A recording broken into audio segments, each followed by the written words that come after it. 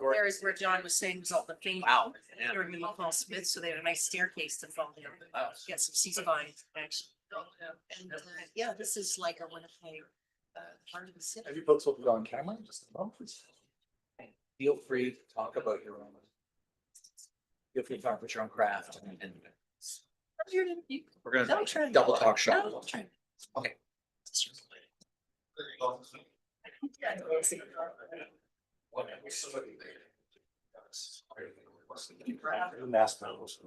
not even all this.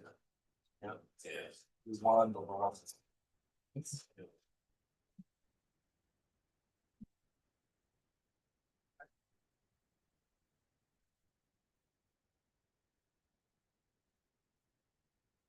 Good evening, everyone.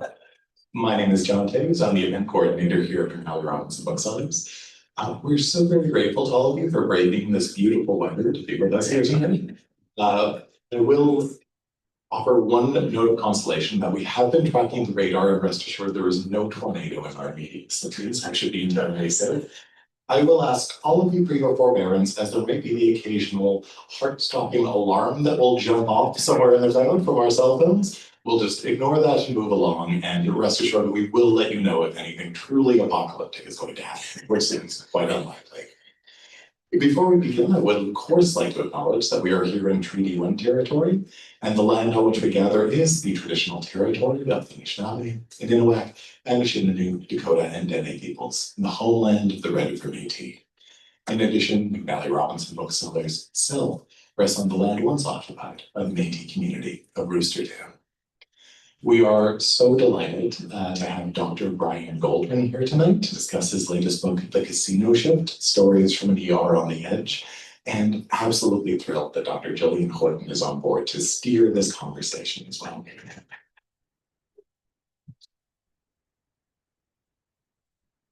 I'm also keenly aware that no one is here to see me, so I will keep my procedural comments very limited at the beginning, but I will let you know that I will be back at the end to let you know how you can get a copy of this particular book at the end. I wanted to express our gratitude to HarperCollins Canada for publishing this book and for making this evening a reality, and of course the Klass Health Humanities program at the Rady Faculty of Health Sciences for their help in pulling this together as well. The Casino Shift, of course, is an hour-by-hour account of what a Canadian emergency room is like in these turbulent times when ER staff must be prepared to see, diagnose, and treat any condition, often under unrelenting pressure. We'll be hearing a little bit about that through a conversation that will take place to my left. After that, there'll be an opportunity for you in the audience to ask questions, so please do let those percolate over the course of the evening. When it comes time for the Q&A, I'll circulate, as a bad mistake to make in front of doctors, with a handheld microphone in a non-threatening fashion to ensure that your questions can be heard to all those viewing at home. But now, I have the great pleasure of introducing tonight's participants. To my left, your host, Dr. Jillian Horton, is a specialist in general internal medicine, an associate professor of medicine, a distinguished medical educator, and an internationally renowned thought leader on medical culture, training practice, and physician health. She is the author of the brilliant, critically acclaimed, and award-winning national bestseller, We Are All Perfectly Fine, a memoir of love, medicine, and healing. She is also a regular op-ed contributor to numerous high-impact media outlets, including the Globe and Mail, the Los Angeles Times, and CBC Ideas. In 2025, she was awarded an honorary doctorate by Wilfrid Laurier University for her work translating the experience of healthcare professionals for the public. We Are All Perfectly Fine is currently being adapted to the television series. Our very special guest, Dr. Brian Goldman, is an ER doctor and a best-selling author. His CBC radio show and podcast, White Coat, Black Art, has been on the air for over a decade. A sought-after speaker, he is also the host of The Dose, a CBC podcast about personal health. Brian Goldman lives in Toronto with his family, but has braved Winnipeg this evening to join us. Please join me in welcoming both.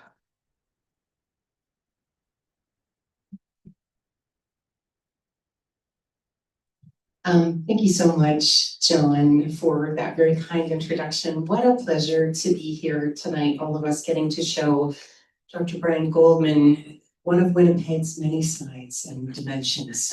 I'm not sure there's ever a good season to come here, and yet all seasons are good here. So Welcome. Well, I'll look on the bright side, I've yet to see frogs or lice, so I'm grateful for that.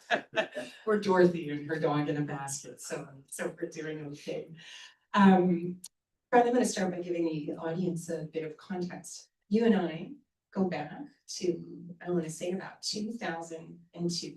Wow. I was a resident at Mount Sinai Hospital and you were an attending physician. And you were actually one of my very early encouragers to pursue writing and the kind of work that I do now. And I just want to start this evening by acknowledging that. But what I also want to start with, I'm looking over there at your very first book, The Night Shift. And the book that you have written that we're going to be talking about tonight, The Casino Ship, is a sequel. Yeah. And so I'm going to ask you to begin with a panoramic commentary in those 15 years since that book and this one. What's changed? Well, there are things that have changed to the good, and there are things that have changed to the not so good. And in fact, when I was approached by HarperCollins to write a sequel to The Night Shift, my first reaction was, I mean, who likes sequels? Who wants to read sequels?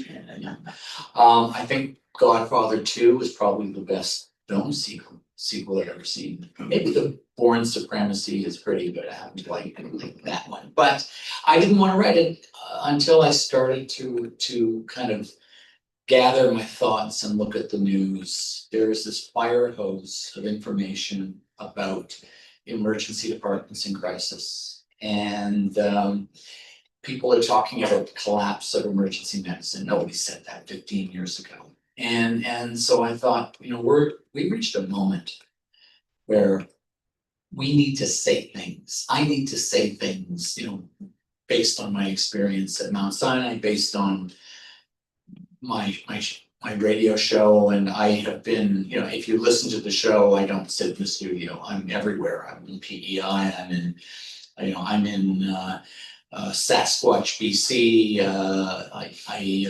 I drove from, you know, I rented a car and drove from Edmonton to Cold Lake, Alberta, to meet a woman who was waiting 2.5 years to get a knee replacement. And, you know, that's a ridiculously long period of time.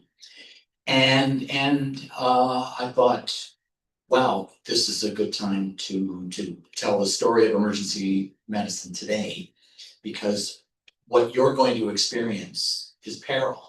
You know, your lives may be at risk if you're sitting in a waiting room with 50 or 60 or 70 other souls that are waiting to be brought through the sliding doors. So I wanted to be able to tell that story. You know, 15 years ago, it was hallway medicine. Now it's waiting room medicine. And in fact, more recently, they're calling it chair medicine. You know, imagine being 88 years old with terrible belly pain, and we don't know if you have a blockage or a cancer or a twisted bowel that's a strangulated gut where you need emergency surgery, and you're sitting in a chair. And so I wanted to tell that story. At the same time, there are good things that have happened. We have more teamwork. You know, I don't work by myself. I work alongside colleagues. I work alongside nurse practitioners and physician assistants and physiotherapists and occupational therapists and social workers. So it's more of a collegial teamwork kind of situation. I also have incredible technology that I didn't have, you know, 15 years ago, and I wanted to be able to talk about that. And you know, most important, I wanted to be able to tell the stories of people inside the emergency department, and also patients who are waiting, and take them through a different kind of hour by hour account than what was, you know, originally in The Night Shift. You talk in the introduction to the book about the idea that I think anyone practicing, you know, in any kind of acute care setting or really any clinical setting right now relates to, which is the idea that we're at an inflection point. And, you know, it seems that there are sort of two tracks of understanding about this. Because on one hand, you know, we read every day, we're full of headlines in every province about various missed opportunities, crises, etc. But on the other hand, we say this is unacceptable, and yet we seem to be accepting it because it isn't changing. So what do you think has to happen before that inflection point is understood as, a moment of do or die? Well, that goes back to one of the major reasons for wanting to write the book. The public, you need to understand what's going on. When I first heard thought leaders talking about the collapse of emergency medicine, I thought it was an exaggeration. And then I started to look into it, and I began to muse on how I would define the collapse of emergency medicine. And I would say that if things that we in emergency medicine thought should never happen are happening with regular frequency, that's collapse. So, if we like to believe that we can pick out the 5 or 6 people who are ready to crash in the waiting room and bring them in and resuscitate them and everything's fine. There are emergency departments right across the country right now that cannot do that. And so people are waiting in the waiting room for 8 hours, 10 hours, 15 hours. And we are hearing all the time about people who are crashing, having a cardiac arrest in the waiting room, and they're being brought in and they can't be resuscitated. That is, we can complain about the volume of patients, the people who don't necessarily need emergency care, but they've got no better place to go, no other place to go, practically speaking. But if we can't pick out the critically ill people and bring them in a reasonable period of time, it may not be exact, it may not be the exact number of minutes that the books tell us we should be seeing them and attending to them. But it's not 9 hours. It's something a lot less than that. If we can't do that, that's a sign of collapse. In addition, there are emergency departments that are routinely closing down for hours, days, weekends, sometimes months. And if you have an emergency department in name only that can't remain open because they're always one physician or one nurse away from closing, and we've reached the point where we've gone from treating a closure of an emergency department as something that should never happen to something where we're actually gathering routine statistics about them and just in a glib kind of way.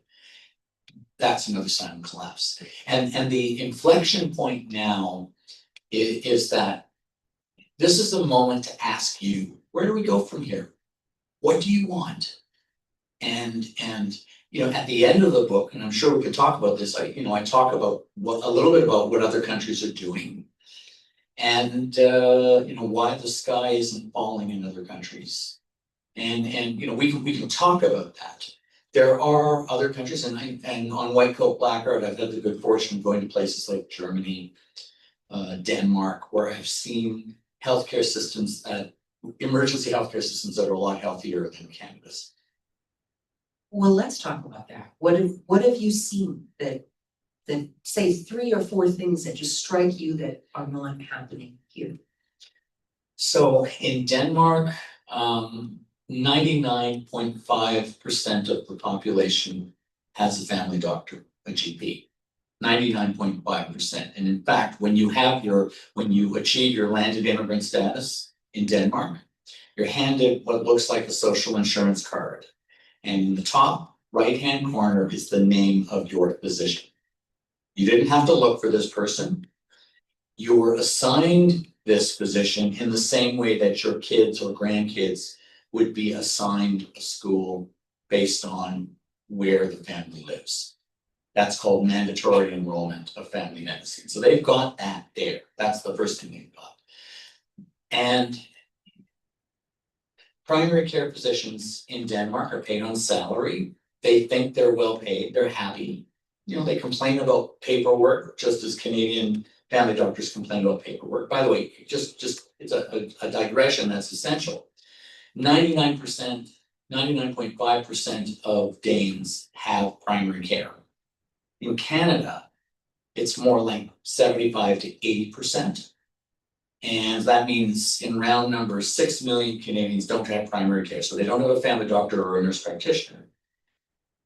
I would guesstimate that many millions more, 10 million more, 15 million more, have a family doctor but can't get a timely appointment.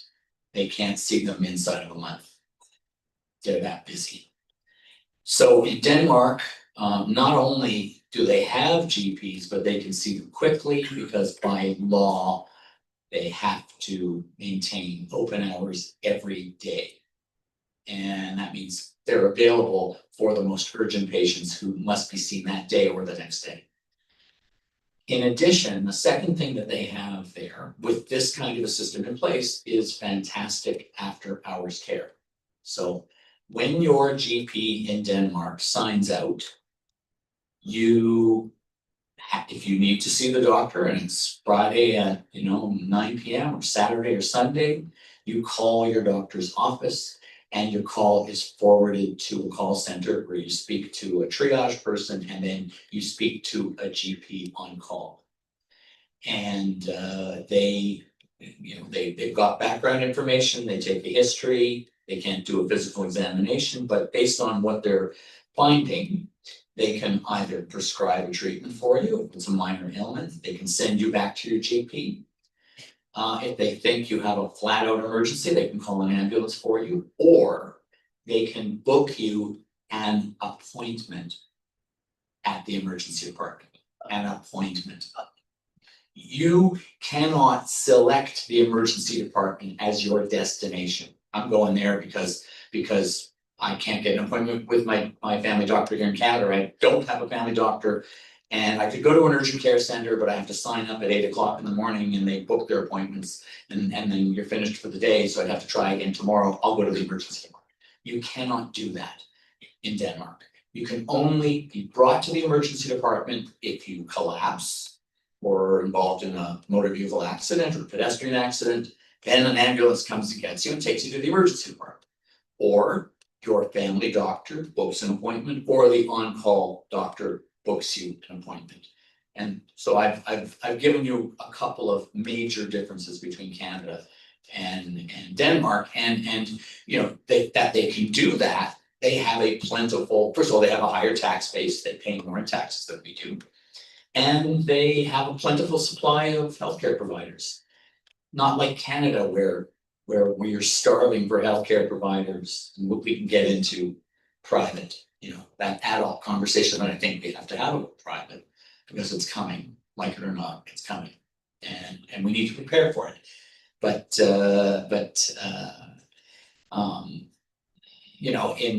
in that country, they have a good supply of providers, which means that they can do things that we can't do simply because they have a more than adequate supply of healthcare professionals.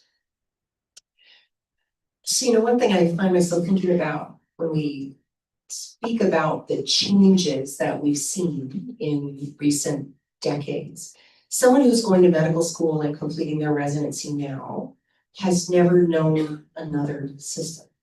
Whereas you and I are old enough now to remember, some things better, as you say, some things worse. But the way that you train and experience those early years of medicine become sometimes the only way that you can see to do things.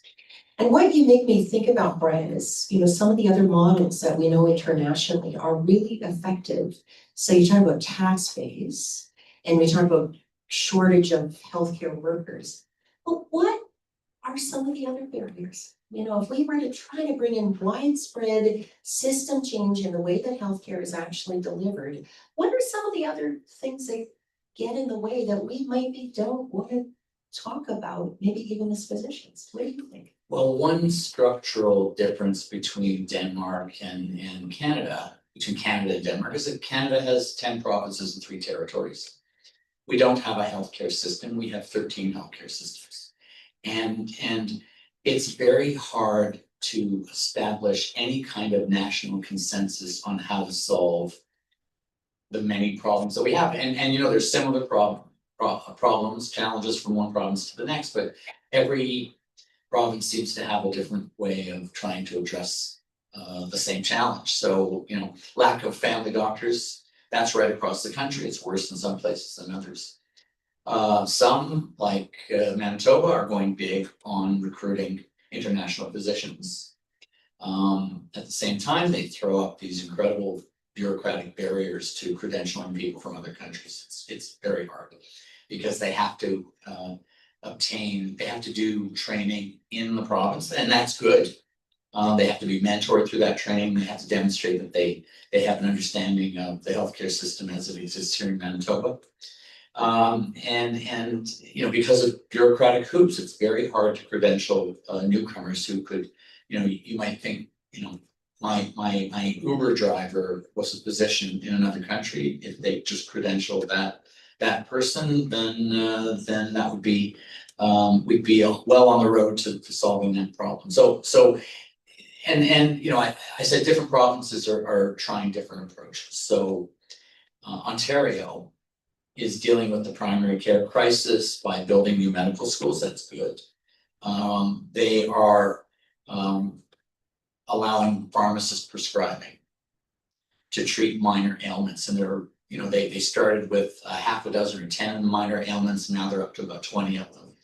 And it's really interesting. There's no evidence that giving pharmacists, and I'm not being protectionist here about physicians, that there's no evidence at the present time that enabling pharmacists to treat minor ailments in any way relieves the primary care crisis.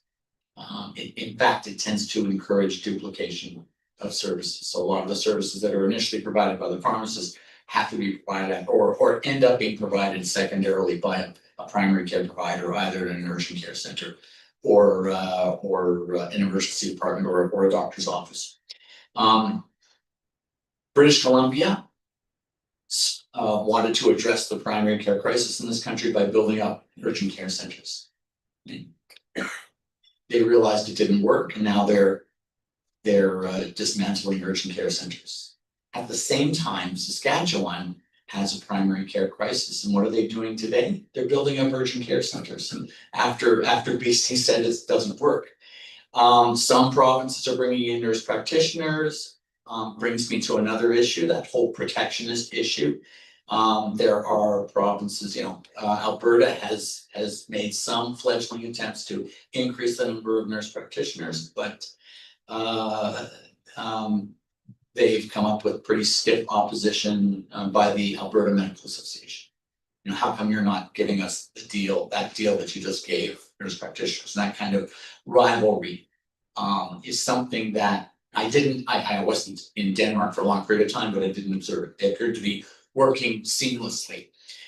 You know, in a primary care, in a GP's clinic, there'd be multiple GPs in Denmark, and there would be nurses and nurse practitioners. There were psychologists, midwives. Their scope of practice was expanded to include not just prenatal and postnatal care, but well baby care, some pediatric care, and routine gynecologic care. So, you know, if you've got physicians on salary, they're not worried that their patients are being seen by someone else and therefore taken away from their income stream. There's a big culture thing in Canada. We are very proud of our universal healthcare system, and I think a little too prideful. I think that, you know, there are other countries that have blended private for profit in a sensible way that doesn't, you know, have blended it with publicly funded services in a way that doesn't diminish the public system. And by the way, I'm not a proponent of private for profit. I work in an emergency department. To me, the idea of turning somebody away because they can't afford to pay is something I'm never going to do.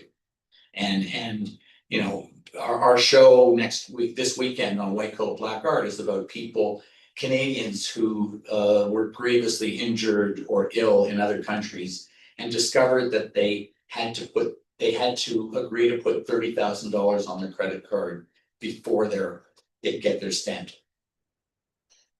in other countries. So I mean, to me, it's morally wrong to do that. But you know, that said, there are other countries that blend private and publicly funded services in a way that the sky doesn't fall. And you know, these, you know, I think we need to have a conversation about that because it's gonna happen by stealth. It'll happen behind our backs. Or we'll have a conversation about it and decide how we wanna do it. And that's up to us. That's the reason why I wrote the book. Have a look at the situation right now and decide what you think is fair under the circumstances. Brian, I want to go back to something you said a couple of minutes ago, talking about this tendency that we've seen in many provinces of opening, so, you know, kind of going for almost like quick fixes, right? So urgent care, offloading patients from emergency departments who are not really very sick, so the people who should have somewhere else to go, clearly, but instead, because they don't have a place, they end up in emerge. And, you know, it's funny, it just strikes me as you talk about that parallel between the approach to the crisis of healthcare worker burnout, which has so often been like cookie cutter solutions, you know, have a pizza day, have a muffin day, buy everyone coffee, and in fact, what people actually need is a safe workplace and a workplace with hours they can actually do with the patient load they can actually do safely. So that tendency that is always there to go to the easy solution, because the solution for a complex problem is so complex. And so I want to just come back to talk about the idea, and you speak about it in many different ways in your book, but this concept of access block. And sort of, you know, most people going into an emergency department, they understand, well, it would be better if there were more doctors. It would be better if people were being seen in a more expeditious manner. But one of the root causes is like the blockage at the end of the patient's hospital admission. And I wonder if you could just talk for a couple minutes about just helping to demystify that for people. So yeah, I assume when you talk about what happens at the end of a patient's admission to hospital, what are the endpoints? What's supposed to happen? Well, ideally, they get sent back to their family doctor, they can be discharged. If they don't have a family doctor, that's a problem. So the system has to be able to find them one. And, you know, there are provinces that are trying to work on that, but not everybody does. The second thing that they need, particularly older patients who have complex illnesses that require complex care, they need great home care. And you know, I did a story on White Coat Black Art about home care in a region outside, maybe about 150 kilometers northeast of Toronto. And there I met people who qualified for 20 hours a week of personal support workers and only got 10 because there weren't enough personal support workers to provide the other hours.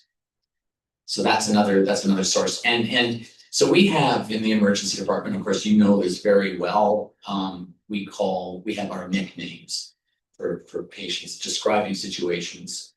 And the nickname is a bounce back. Somebody who goes home and doesn't do well at home because the ground hasn't been laid. You know, we haven't made good preparations, or maybe there was hope because there are just so many patients admitted to hospital that this one looks pretty good. You know, let's try. Not sure they have everything they need. You know, very often we're sending patients home to be cared for by a spouse who may be not quite as ill as they are, but in doing serious care of a loved one when you are north of 85 is not a given. It's not something that we can expect people to be able to do. Or it may be 50 or 60 something kids who have to take time off work, and we have this expectation that they can just do it. Now, there are other countries that pay family caregivers a salary or tax breaks to be able to do that work, or they have more generous compassionate leave in their employment so that they are paid to be off work looking after their loved one. And we certainly don't have enough of that here. We certainly don't have enough long-term care beds. You know, there are tens of thousands of people across the country who are waiting for a long-term care bed. And it would be nice to look after them at home, but they may be alone.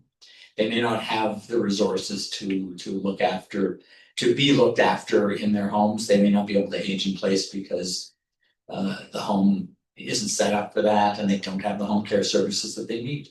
So these are serious situations. At the same time, I've seen some wonderful experiments. In my previous book, The Power of Teamwork, I visited the county of Renfrew in the Ottawa Valley, where they have, it's a sparsely populated part of Canada, close to Ottawa.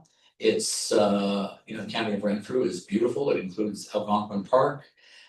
There are people who are living on their own, who are seniors, high proportion of seniors who are no longer driving a car, and either they have a spouse or a child who can drive them to the doctor, or they need something else. And there, in that part of Canada, they have community paramedics who are working alongside physicians and nurse practitioners, and they become the eyes and ears of that primary care provider, who would be burning half of their day going from house to house, just doing house calls. So the community paramedic in a specially equipped vehicle can go instead.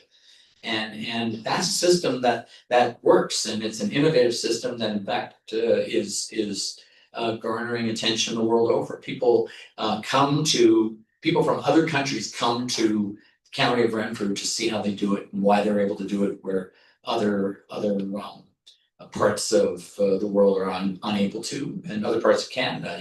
It required some visionary leadership and combined federal, provincial, and local funding to make it work. That they've been able to make it work. But that, if you don't have that kind of a setup, that's another source of access block. Brian, as you talk about the things that we know have been demonstrated to be effective elsewhere, and also the things that we as doctors are really uniquely positioned to see and kind of bear witness to and speak about publicly. You talk in your book about Dr. Caitlin Stockton, and some of you may have heard of Dr. Stockton. She took a very brave stance, speaking out on behalf of patients, and had faced a big ordeal as a result.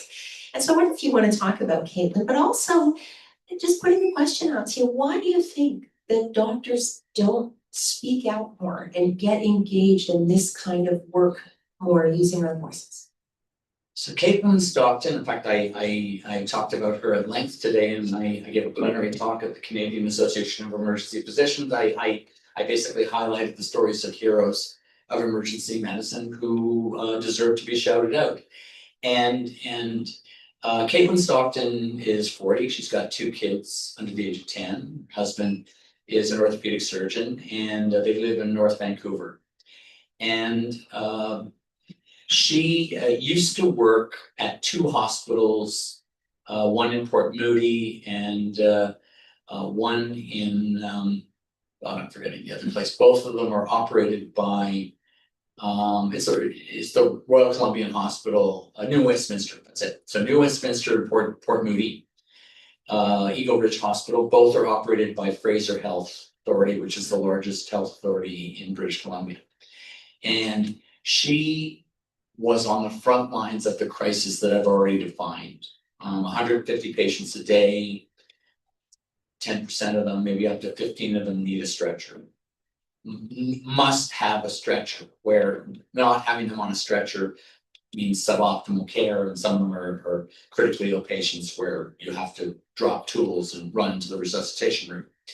And she and her colleagues were dealing with the chronic problems that I've already described. Not enough hospital beds, not enough long-term care beds.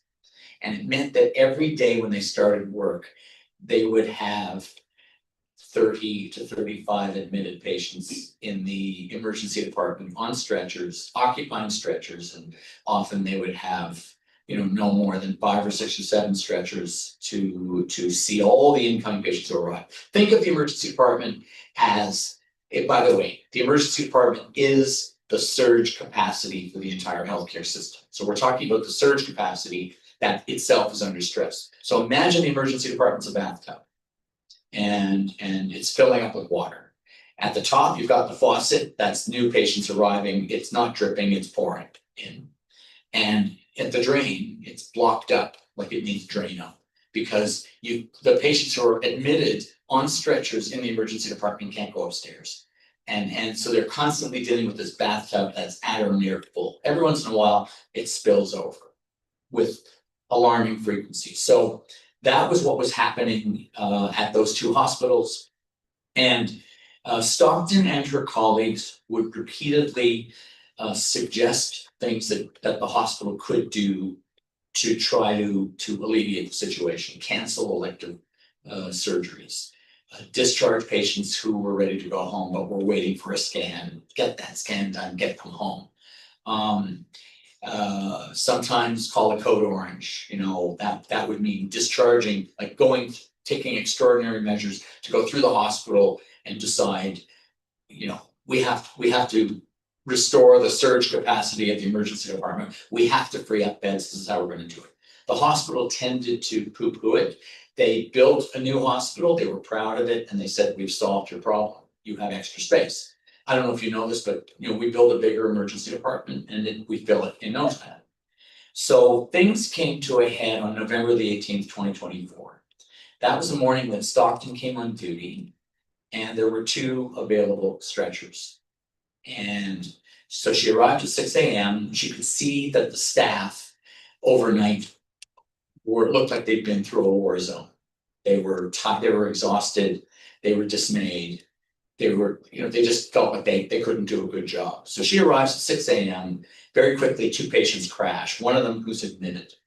And then now they're occupying the last 2 stretchers. And meanwhile, more patients are starting to arrive, more patients from the waiting room, and they don't all arrive by ambulance. Sometimes somebody walks in and collapses 2 minutes later. That happens too. And round about, the next doctor comes in at 8 o'clock and then 10 o'clock, and they're realizing that they're not able to catch up with the situation. So they went to, as a group, not just Stockton, as a group, they went to the hospital management and said, we need to do something. Cancel elective surgeries, get admitted patients upstairs, use hallways upstairs. We've got to free up stretchers. All refused. They asked for a code orange, that kind of extraordinary type of maneuver that's usually reserved for mass casualty situations, refused. And so they got together with the chief and they said, what can we do? Well, they couldn't change the situation, but they decided to put up some signs. And those signs were not, complain. Well, they were partly complain. They were, we're sorry, we cannot manage the volume that's existing here. We'll work as fast as we can. And they gave the name of the local MLA who they could contact if you wanted to. Okay, a little bit of nerve. Okay, fair enough. Several physicians put up the signs, not just Stockton. Somebody snapped a photo of the sign and posted it on social media, and of course it was a local media sensation. And very shortly now, that the hospital, the health authority could have said, "Oh, we see this as serious, we're working on it." Instead, they issued a statement denying that there was an emergency that required emergency measures, and they basically said everything is just fine. Then they called in Stockton. So she's 40, she's got 2 young kids. They presented her with video surveillance showing her putting up the sign. Now, we have surveillance cameras, security cameras in the emergency department. They're usually for more benign purposes, like if a patient leaves against medical advice, we can get a physical description. We can see what direction they departed in when we're calling the police to try to track them down. This is the first time I'd ever heard of a physician there being the target of surveillance video. So they showed her that. They said, we know it's you. Nobody else was caught on camera. They threatened her. They demanded that she retract the sign, that the sign was misleading and that there was no crisis that day and that she was lying. They actually asked her to say that she was lying. They threatened to withdraw her hospital privileges and they threatened to complain to the College of Physicians and Surgeons. I can think of, I can think of 1,000 physicians, 1,000 colleagues, including me, who probably would have apologized and would have tried to kind of duck that situation. Please make it end. You know, I'm just trying to help. You know, I'm really sorry that I did that. She didn't. She said, I'm not lying. There's a problem here. And it was part of that was the culmination of a series of ongoing insults, microaggressions, macroaggressions. There were attacks. People brought weapons into the hospital. There was a machete attack. It was, they had it up to here. And Caitlin Stockton got a lawyer. She went through the whole legal process of trying very hard to complain through channels. And she discovered that they either weren't interested or they wanted to sweep it under the rug. And a few months later, so this was November of 2024, in June of 2025, she did something that I can't believe she did. She sued Fraser Health Authority, took them to court. And knowing, you know, what's the definition of courage? Doing something that you're scared of doing, knowing that there could be consequences, there probably will be bad consequences, but you do it anyway, that's courage. She was afraid. She did it, but she still did it. She was afraid. And, you know, she's a bit of a risk taker. And over the next 6 months, you know, kind of a cone of silence descended on the, on her and on the hospital. And the hospital tried to throw, the health authority tried to throw the matter out of court, saying that the province doesn't have jurisdiction over the the health authority. And all we know is that in November of 2025, the issue was resolved to the satisfaction of both parties. We don't know the terms, we will never know the terms. And since that time, Caitlin has become an icon for a knowledgeable and courageous protesting of the situation. She's protesting harassment of she and her colleagues. She is protesting an environment that is unsafe for patients and is unsafe for staff. She's no longer working at Fraser Health. She's working at I believe Lionsgate Hospital in Vancouver. So she's transferred to Vancouver. She's a lot happier there. And she is about to embark on a project that is being underwritten by a Jim Patterson Foundation, a financier who's well known for philanthropic causes in British Columbia, and she wants to develop publicly available accountability measures for how long people are waiting and how many stretchers are available so that you can compare one hospital to another. I wish her the best of luck, because I've seen other provinces. Alberta comes to mind immediately. They have something called Health Quality Alberta, Health Quality Council of Alberta, which is supposed to be a not-for-profit that gathers research on the pressing health issues of the day, often deals with medical mishaps and tries to find out what happened.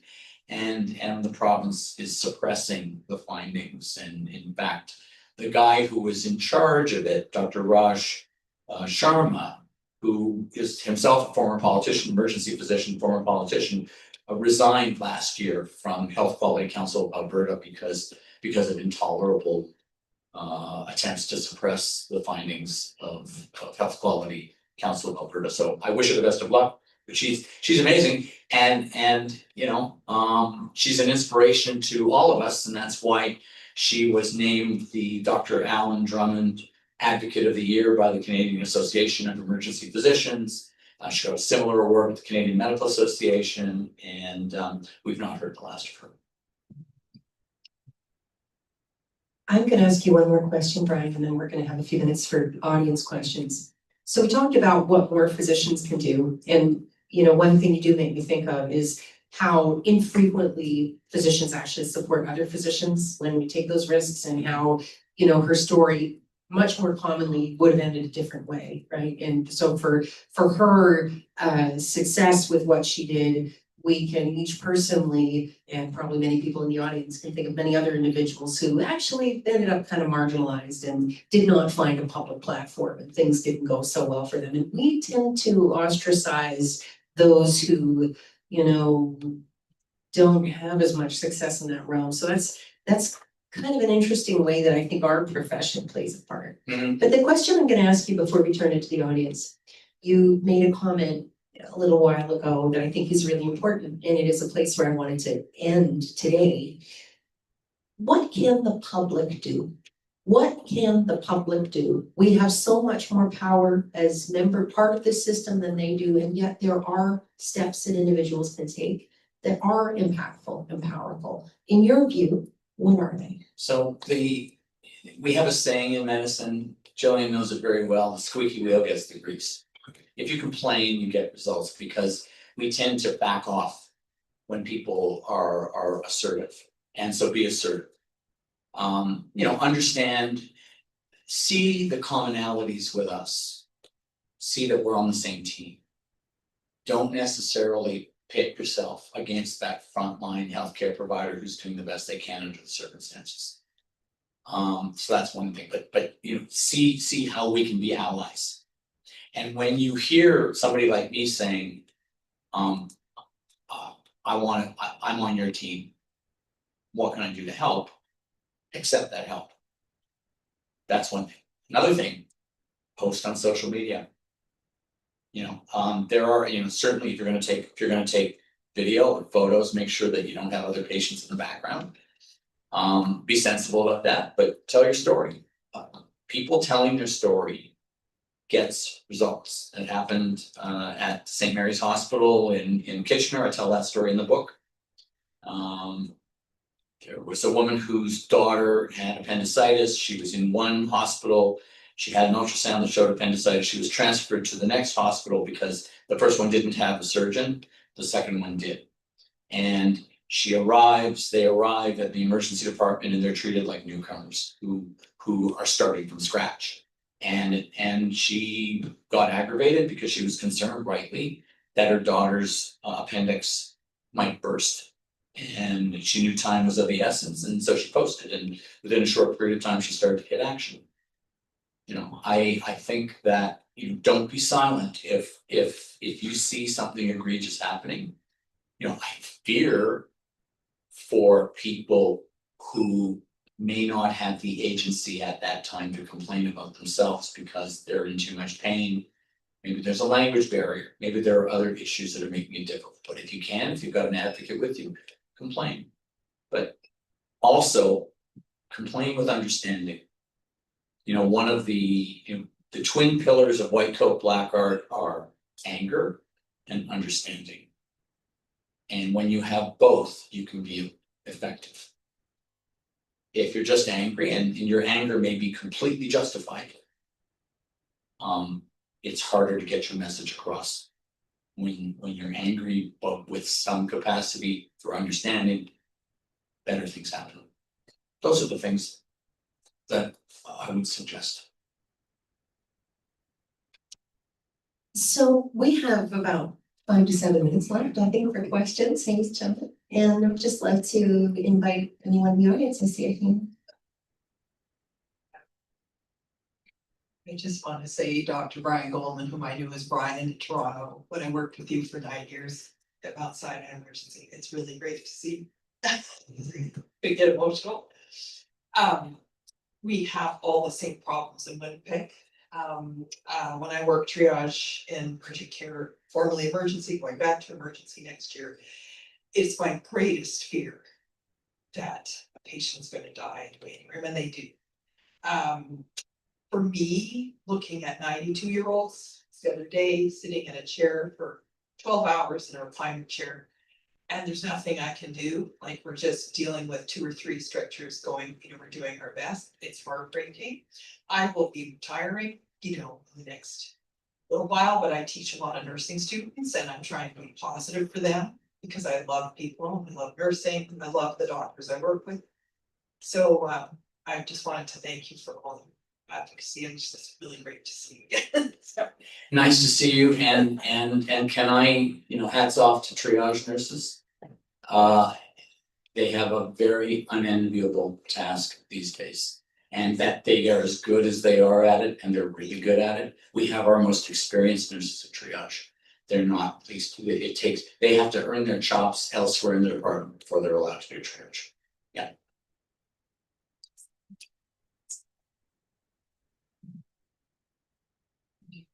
Dr. Goldman, you've alluded a couple of times to private, public, the conversation we need to have, and you referred to places where that is happening in more positive. I'd just like to have you comment a little bit further on that.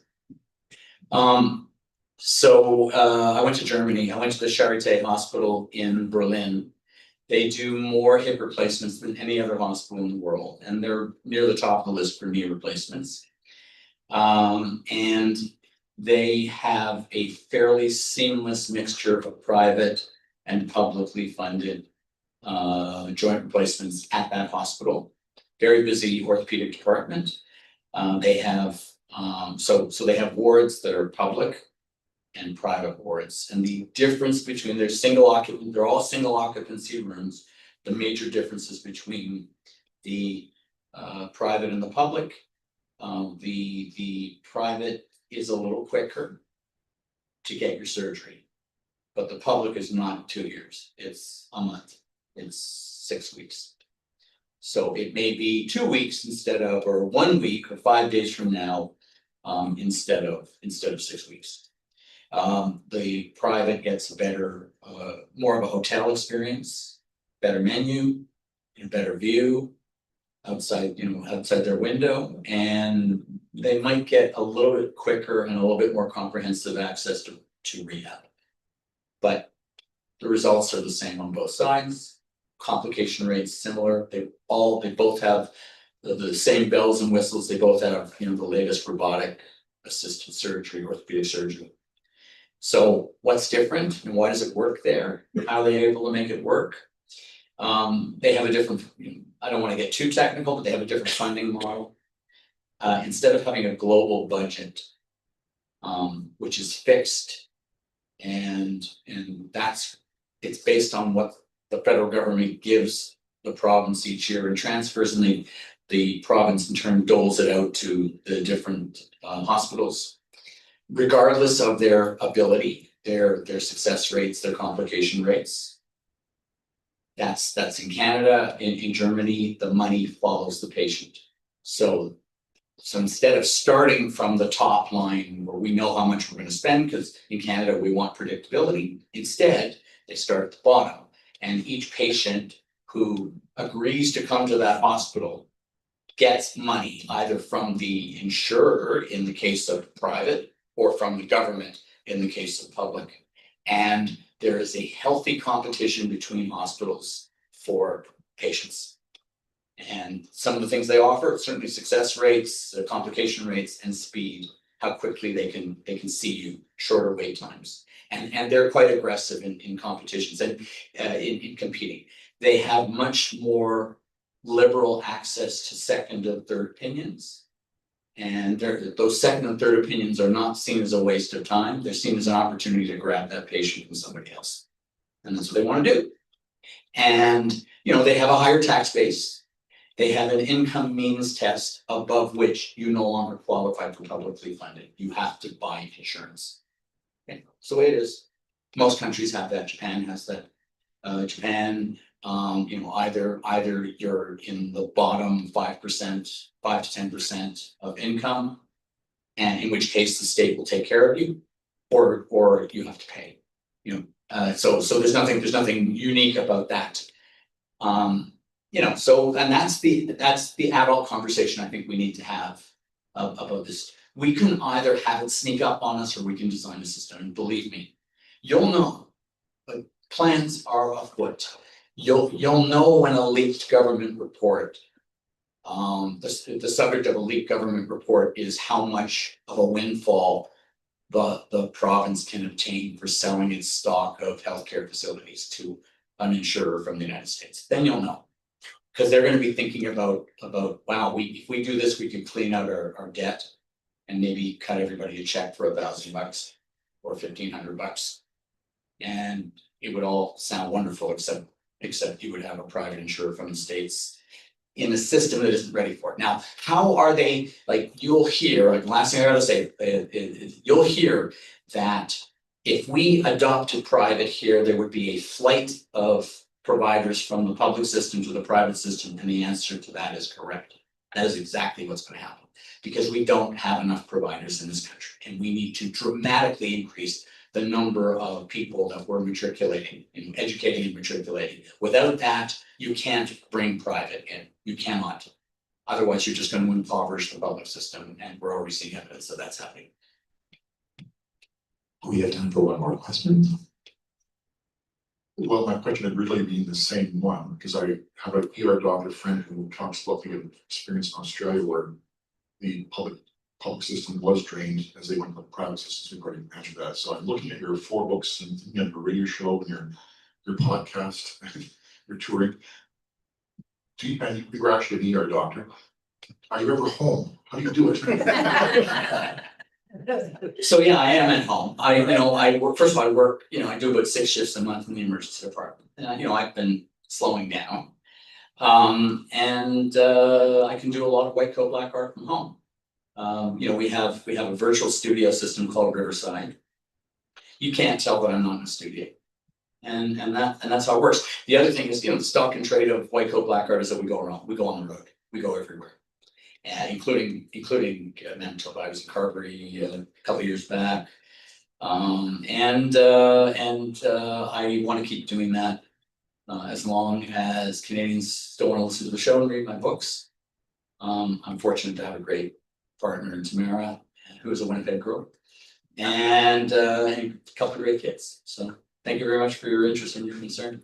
I think the real answer is yes, it's time double. So, information on that.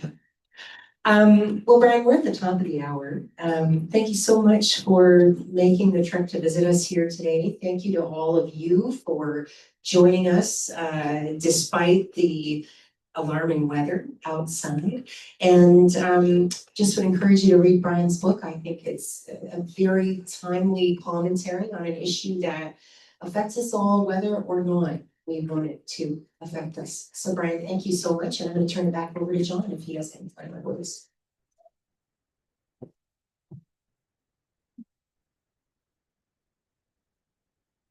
Yes, thank you both so very much. We will listen to that conversation for another hour, I'm sure. And thank you all for being here. We're so very grateful for your presence. And thank you for your questions and your attention throughout as well. We will be moving along to the signing portion of the event. So in just a moment, we're going to be safely transferring Dr. Goldman over into this chamber. There'll be a moment of beautiful chaos while some people venture out of the space and other people line up right down here, but rest assured it will quiet down momentarily. And if the lineup is looking a little intimidating, feel free to just rest in your seat until it's ready to go. Dr. Goldman did also very kindly pre-sign some copies of the book as well. So if you can't stick around for the signing but would like a signed copy of The Casino Shift, please just visit my colleagues at the cash desk. One thing to note about the signing itself is I'm going to wander down the line with some post-it notes, not because we don't trust you to spell your name, but that means you can spend more time chatting when you get to the table than spelling. And please do feel free to get a copy of your book signed before you pay for it. Just please do pay for the book before you guys leave the store. We'd be very grateful, as would HarperCollins Canada. Thank you again to our incredible host, Dr. Jillian Horton. Round of applause.